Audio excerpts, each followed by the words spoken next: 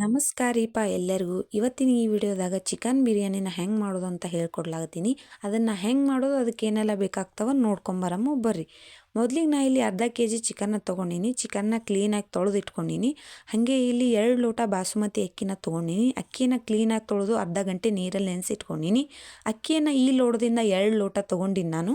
ಹಾಗೆ ಇಲ್ಲಿ ಸ್ವಲ್ಪ ಅಡುಗೆ ಎಣ್ಣೆನ ತೊಗೊಂಡಿನಿ, ಸ್ವಲ್ಪ ತುಪ್ಪನ ತೊಗೊಂಡಿನಿ. ಹಾಗೆ ಸ್ಪೈಸಸ್ಗಳನ್ನು ತೊಗೊಂಡಿನಿ. ಚಕ್ಕೆ, ಲವಂಗ, ಏಲಕ್ಕಿ, ಮೆಣಸು, ಹಾಗೆ ಸೋಂಪು, ಕಸ್ತೂರಿ ಮೆಂತೆ, ಸ್ವಲ್ಪ ಪಲಾವ್ ಎಲೆನೂ ತೊಗೊಂಡಿನಿ. 2 ಹಸಿಮೆಣ್ಸಿಕಾಯಿನ ಉದ್ದಾಗೆ ಕಟ್ ಮಾಡಿ ಇಟ್ಕೊಂಡಿನಿ. 2 ಮೀಡಿಯಮ್ ಸೈಜ್ ಈರುಳ್ಳಿನ ಸಹ ಉದ್ದಾಗಿ ಕಟ್ ಮಾಡಿ ಇಟ್ಕೊಂಡಿನಿ. ಕೊತ್ತಂಬರಿ ಸೊಪ್ಪು, ಸ್ವಲ್ಪ ಪುದೀನ ಸೊಪ್ಪನ್ನು ಸಹ ಚಿಕ್ಕದಾಗಿ ಕಟ್ ಮಾಡಿ ಇಟ್ಕೊಂಡಿನಿ. ಅರ್ಧ ನಿಂಬೆ ಹೋಳನ್ನು ಸಹ ತೊಗೊಂಡಿನಿ. 2 ಮೀಡಿಯಮ್ ಸೈಜ್ ಈರುಳ್ಳಿನ ಚಿಕ್ಕದಾಗಿ ಕಟ್ ಮಾಡಿ ಇಟ್ಕೊಂಡಿನಿ. ಹಾಗೆ ಸ್ಪೈಸಸ್ ಪೌಡರ್ಗಳನ್ನು ಸಹ ತೊಗೊಂಡಿನಿ. ಅರಿಶಿನ ಪುಡಿ, ಧನಿಯಾ ಪುಡಿ, ಗರಂ ಮಸಾಲ, ಚಿಕನ್ ಮಸಾಲ, ಹಾಗೆ ಖಾರದ ಪುಡಿನೂ ಸಹ ತೊಗೊಂಡಿನಿ. ಹಾಗೆ ಶುಂಠಿ ಬೆಳ್ಳುಳ್ಳಿ ಪೇಸ್ಟ್ 1.5ರಿಂದ 1 ಚಮಚ ತೊಗೊಂಡಿದ್ದೀನಿ. ಹಾಗೆ ಸ್ವಲ್ಪ ಮೊಸರು, ಹಾಗೆ ರುಚಿಗೆ ತಕ್ಕಷ್ಟು ಕಲ್ಲುಪ್ಪನ ತೊಗೊಂಡಿದ್ದೀನಿ. ಬರ್ರಿ ಹಾಗಾದ್ರೆ ಹೆಂಗೆ ಮಾಡೋದು ಅಂತ ನೋಡ್ಕೊಂಬರಂ. ಮೊದಲಿಗೆ ನಾ ಇಲ್ಲಿ ಒಂದು ಕುಕ್ಕರನ್ನು ಕಾಯಕ್ಕೆ ಇಟ್ಕೊಂಡಿನಿ. ಕುಕ್ಕರ್ ಕಾದಾದ್ಮೇಲೆ 3ರಿಂದ 4 ಟೇಬಲ್ ಸ್ಪೂನ್ ಅಡುಗೆ ಎಣ್ಣೆನ ಸೇರಿಸ್ತೀನಿ. ಹಾಗೆ 1ರಿಂದ 3 ಟೇಬಲ್ ಸ್ಪೂನ್ ತುಪ್ಪನೂ ಸೇರಿಸ್ತೀನಿ. ತುಪ್ಪ ಹಾಗೂ ಎಣ್ಣೆ ಕ್ಲೀನಾಗಿ ಕಲಿತು 2 ಬಿಸಿ ಆಗಬೇಕು. ಬಿಸಿ ಆದಮೇಲೆ ನಾ ಏನು ಸ್ಪೈಸಸ್ಗಳನ್ನು ತೊಗೊಂಡಿನಲ್ಲ, ಚಕ್ಕೆ, ಲವಂಗ, ಏಲಕ್ಕಿ, ಮೆಣಸು, ಸೋಂಪು, ಕಸ್ತೂರಿ ಮೆಂತೆ, ಇವನ್ನೆಲ್ಲ ಸ್ಪೈಸಸ್ಗಳನ್ನು ಅದರಲ್ಲಿ ಆ್ಯಡ್ ಮಾಡ್ತೀನಿ. ಎಣ್ಣೆಯಲ್ಲಿ ಚೆನ್ನಾಗಿ ಮಿಕ್ಸ್ ಆಗಬೇಕು. ಮಿಕ್ಸ್ ಆಗಿ ಒಂದು ಘಮ ಬರಬೇಕು, ಅಲ್ಲಿವರೆಗೂ ಅದನ್ನು ಫ್ರೈ ಮಾಡ್ತೀನಿ. ಅವು ಫ್ರೈ ಆದಮೇಲೆ 2 ಮೆಣ್ಸಿಕಾಯನ್ನು ಕಟ್ ಮಾಡಿ ಇಟ್ಕೊಂಡಿದ್ನಲ್ಲ ಅವನ್ನೂ ಸೇರಿಸ್ತೀನಿ. ಹಾಗೆ 2 ಮೀಡಿಯಮ್ ಸೈಜ್ ಈರುಳ್ಳಿನ ಉದ್ದಾಗೆ ಕಟ್ ಮಾಡಿ ಇಟ್ಕೊಂಡಿದ್ನಲ್ಲ ಅವನ್ನೂ ಸೇರಿಸಿ ಚೆಂದಾಗೆ ಎಣ್ಣೆಗೆ ಮಿಕ್ಸ್ ಮಾಡ್ತೀನಿ.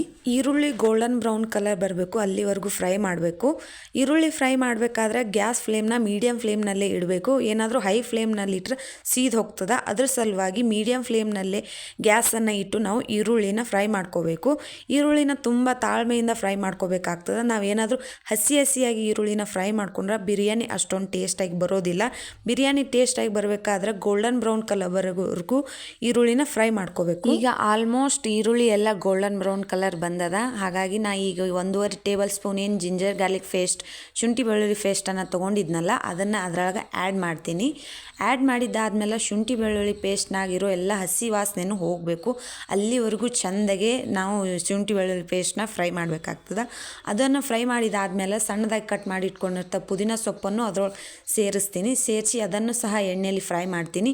ಅದನ್ನು ಒಂದು ಘಮ ಬರಬೇಕು. ಪುದೀನದು ಘಮ ಬಂದ್ಮ್ಯಾಗ ನಾ ಏನು 2 ಮೀಡಿಯಮ್ ಸೈಜ್ ಚಿಕ್ಕದಾಗಿ ಟೊಮೆಟೊನ ಕಟ್ ಮಾಡಿ ಇಟ್ಕೊಂಡಿರ್ತೀನಲ್ಲ ಅವನ್ನೂ ಸಹ ಅದರಲ್ಲಿ ಸೇರಿಸ್ತೀನಿ.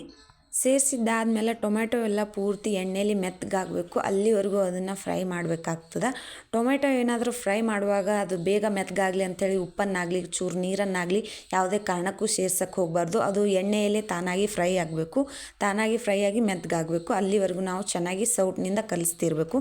ಈಗ ಆಲ್ಮೋಸ್ಟ್ ಟೊಮೆಟೊ ಫ್ರೈ ಆಗಿ ಮೆತ್ತಗಾಗ್ಯದ. ಈಗೇನು ಸ್ಪೈಸಸ್ ಪೌಡರ್ನ ನಾನು ತೊಗೊಂಡಿದ್ದೀನಲ್ಲ ಅದನ್ನು ಆ್ಯಡ್ ಮಾಡ್ತೀನಿ. ಆ್ಯಡ್ ಮಾಡಿ ಸ್ವಲ್ಪ ಚಿಲ್ಲಿ ಪೌಡರ್ನ ನೋಡ್ಕೊಂಡು ಹಾಕ್ಕೋಬೇಕಾಗ್ತದೆ. ಈಗಾಗಲೇ ನಾವು ಹಸಿ ಮೆಣ್ಸಿಕಾಯಿನ ಆ್ಯಡ್ ಮಾಡೋದ್ರಿಂದ ತುಂಬ ಖಾರ ಆಗ್ತದೆ. ಹಾಗಾಗಿ ಚಿಲ್ಲಿ ಪೌಡರ್ನ ನೋಡ್ಕೊಂಡು ಸೇರಿಸ್ಕೋಬೇಕು. ಎಲ್ಲ ಪೌಡರ್ನ ಸೇರಿಸಿದ್ದಾದ್ಮೇಲೆ ಅದ್ರಾಗಿರೋ ಹಸಿ ವಾಸನೆ ಎಲ್ಲ ಹೋಗಿ ಎಣ್ಣೆ ಬಿಡಬೇಕು. ಎಣ್ಣೆ ಬಿಡುವವರೆಗೂ ಚೆನ್ನಾಗಿ ಸೌಟ್ನಿಂದ ಕಲಿಸ್ತಾ ಇರಬೇಕು. ಈಗ ಆಲ್ರೆಡಿ ಎಣ್ಣೆ ಬಿಟ್ಟಾಗ್ಯದ ಮಸಾಲೆ. ಆಗ ನಾನು ಏನು ತೊಳೆದು ಇಟ್ಕೊಂಡಿರ್ತೀನಲ್ಲ ಅರ್ಧ ಕೆಜಿ ಚಿಕನ್ ಅದರೆಲ್ಲ ಸೇರಿಸ್ತೀನಿ. ಅದರ ಜೊತೆಗೆ ನಾನು 1ರಿಂದ 4 ಟೇಬಲ್ ಸ್ಪೂನ್ ಮೊಸರನ್ನು ಸೇರಿಸ್ತಿದ್ದೀನಿ. ಹಾಗೆ ರುಚಿಗೆ ತಕ್ಕಷ್ಟು ಸ್ವಲ್ಪ ಕಲ್ಲುಪ್ಪನ್ನು ಸಹ ಸೇರಿಸ್ತಾ ಇದ್ದೀನಿ. ನೀವೇನಾದರೂ ಕಲ್ಲುಪ್ಪು ಇರದೇ ಇದ್ದರೆ ಪುಡಿ ಉಪ್ಪನ್ನು ಸಹ ಸೇರಿಸ್ಕೋಬಹುದು. ನಾನು ಹಾಗೆ ಸ್ವಲ್ಪ ನಿಂಬೆ ರಸವನ್ನು ಸೇರಿಸ್ತಾ ಇದ್ದೀನಿ. ನಿಂಬೆ ರಸನ ನೋಡ್ಕೊಂಡು ಸೇರಿಸ್ಕೋಬೇಕಾಗುತ್ತೆ.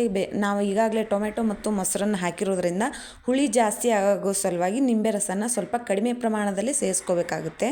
ಎಲ್ಲ ಸೇರಿಸ್ಕೊಂಡಿದ್ದಾದ್ಮ್ಯಾಗ ನಾನು ಚಿಕನ್ನ ಮಸಾಲೆಯೊಳಗೆ ಒಂದು ಸೌಟ್ನಿಂದ ಚೆನ್ನಾಗಿ ಕಲಿಸ್ತೀನಿ. ಪೂರ್ತಿ ಎಲ್ಲ ಮಸಾಲೆ ಮತ್ತು ಚಿಕನ್ ಕಲಿಬೇಕು, ಅಲ್ಲಿವರೆಗೂ ನಾನು ಕಲಿಸ್ತೀನಿ. ಕಲಿಸಿದ್ದಾದ್ಮೇಲೆ ಚಿಕನ್ನು ಮಸಾಲೆ ಒಳಗೆ 2ರಿಂದ 2.5 ನಿಮಿಷ ಹಾಗೆ ಬೇಯಬೇಕಾಗ್ತದೆ.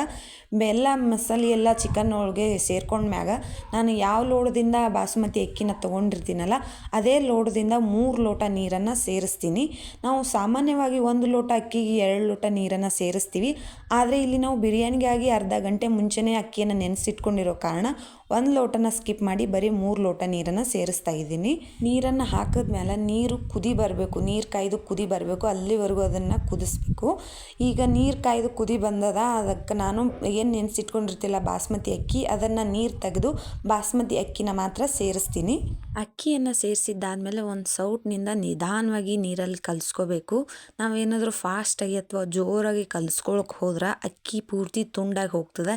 ಈಗಾಗಲೇ ನೆಂದಿರ್ತದಲ್ಲ, ಅದ್ರ ಸಲುವಾಗಿ ಅಕ್ಕಿ ಏನಾದರೂ ತುಂಡಾಗಿ ಹೋದ್ರೆ ಬಿರಿಯಾನಿ ಉದ್ದುದ್ದಾಗಿ ಅಥವಾ ಉದುರಾಗಿ ಚೆನ್ನಾಗಿ ಬರೋದಿಲ್ಲ. ಅದ್ರ ಸಲುವಾಗಿ ನಿಧಾನವಾಗಿ ಅಕ್ಕಿಯನ್ನು ಕಲಿಸ್ಕೋಬೇಕು. ಅಕ್ಕಿಯನ್ನು ಕಲಿಸ್ಕೊಂಡು ಆದಮೇಲೆ ನಾವೇನು ಚಿಕ್ಕದಾಗಿ ಕಟ್ ಮಾಡಿ ಇಟ್ಕೊಂಡಿರ್ತೀವಲ್ಲ ಕೊತ್ತಂಬರಿ ಸೊಪ್ಪನ್ನು ಅದ್ರ ಮೇಲೆ ಚೆನ್ನಾಗಿ ಉದುರಿಸ್ಕೋಬೇಕು. ಇವಾಗ ಏನಾದರೂ ಖಾರ ಅಥವಾ ಉಪ್ಪನ್ನು ಕಡಿಮೆ ಇದ್ದರೆ ನಾವು ಈಗಾಗ ಸೇರಿಸ್ಕೋಬೋದು. ಸೇರಿಸ್ಕೊಂಡಿದ್ದೆಲ್ಲ ಆದಮೇಲೆ ನಾನು ಕುಕ್ಕರ್ ಲಿಡ್ನ ಕ್ಲೋಸ್ ಮಾಡಿ 2 ವಿಷಲ್ನ ಕೂಗಿಸ್ತೀನಿ. 2 ವಿಷಲ್ ಕೂಗಿ ಅದು ಪೂರ್ತಿ ತಣ್ಣಗಾಗಬೇಕು, ಅಲ್ಲಿವರೆಗೂ 2 ವಿಷಲ್ನ ಕೂಗಿಸ್ತೀನಿ. ಈಗ ಕುಕ್ಕರ್ 2 ವಿಷಲ್ ಕೂಗಿ ಪೂರ್ತಿ ತಣ್ಣಗಾಗ್ಯದ. ತಣ್ಣಗಾದ್ಮೇಲೆ ನಾನು ಕೆಳಗೆ ತೊಗೊಂಡು ಅದನ್ನು ಲಿಡ್ನ ಓಪನ್ ಮಾಡ್ತಿದ್ದೀನಿ. ತುಂಬಾ ಚೆನ್ನಾಗಿ ಬಂದದ ಬಿರಿಯಾನಿ, ಉದುರಾಗಿ ಕೆಂಪಗೆ ಕಲರ್ ಎಲ್ಲ ತುಂಬಾ ಚೆನ್ನಾಗಿ ಬಂದದ. ನೋಡಿದ್ರಲ್ಲ ಫ್ರೆಂಡ್ಸ್ ಬಿರಿಯಾನಿನ ಹೆಂಗೆ ಮಾಡೋದು ಅಂತ ಹೇಳಿ. ಈ ವಿಡಿಯೋ ನಿಮ್ಗೇನಾದರೂ ಇಷ್ಟ ಆಗಿದ್ರೆ ಲೈಕ್ ಮಾಡಿರಿ, ಶೇರ್ ಮಾಡಿರಿ. ಇನ್ಯಾವುದಾದ್ರೂ ಹೊಸ ರೆಸಿಪಿ ಬೇಕಾಗಿದ್ರೆ ನಮ್ಮ ಚಾನಲ್ಗೆ ಕಮೆಂಟ್ ಮಾಡಿರಿ. ಸಬ್ಸ್ಕ್ರೈಬ್ ಮಾಡ್ಕೊಳ್ರಿ ನಮ್ಮ ಚಾನಲ್ನ. ಈ ವಿಡಿಯೋ ನೋಡಿದ್ದಕ್ಕೆ ಧನ್ಯವಾದಗಳು.